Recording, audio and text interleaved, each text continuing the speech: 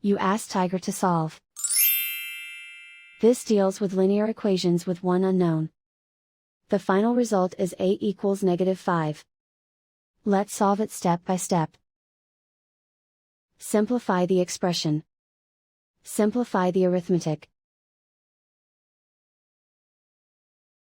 Group all constants on the right side of the equation. Subtract 12 from both sides. Simplify the arithmetic.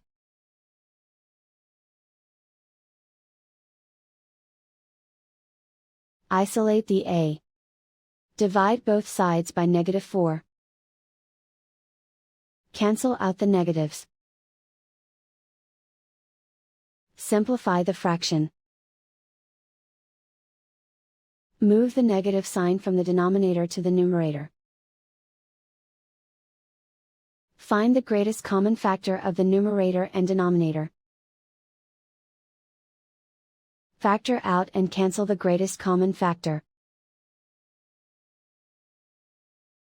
And so the final result is a equals -5.